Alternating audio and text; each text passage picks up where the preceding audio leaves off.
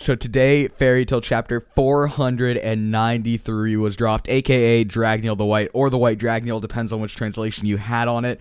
But nevertheless, this chapter is going to go down in Fairy Tail history. An absolutely phenomenal chapter by Hiro Mashima. I definitely have to give my hat off to this guy. He did an amazing job in this chapter. The past Fairy Tail chapters alone have been amazing.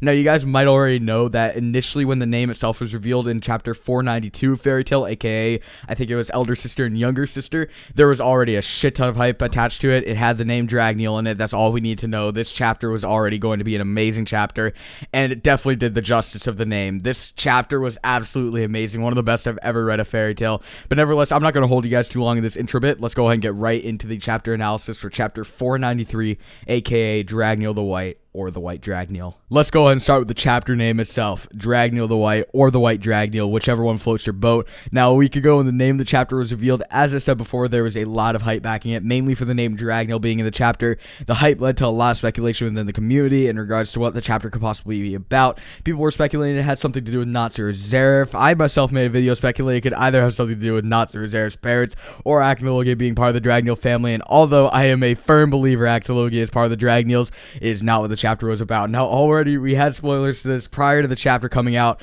but we got a brand new Dragneel, and I could not be any happier. Not only that, but we got the final member of the Spriggan 12 revealed to us, aka Dragneel. Now I'm going to go and take a little bit of time to fanboy, seeing as it is appropriate for how amazing this chapter was.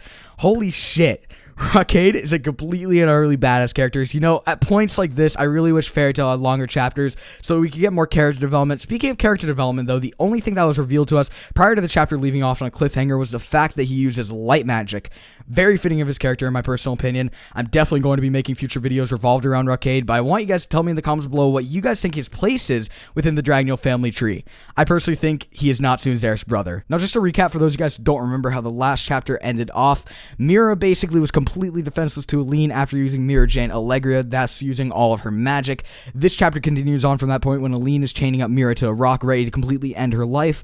August then comes in and actually does the deed himself because he just wanted to get it over with and not have Aline torture her to death and whatnot, because that would be a longer process. But prior to him doing it, Aline and August actually talk about the effects of Universe 1, and when Aline reveals that Zeref is close to Fairy Heart, August begins to plan for the remaining Spriggans to group at Fairy Tail, which is exactly the same thing that the Fairy Tail guildmates are doing. So this is inevitably going to lead to the remaining Spriggans versus the Fairy Tail Guild, which is going to be an amazing fight to witness. Nevertheless, though, August shot Mira straight through her heart, and for a little bit it looked as if Mira was done for, but as a reminder, considering August was around, so was Brandish, and we all know Brandish is capable of enlarging and shrinking things.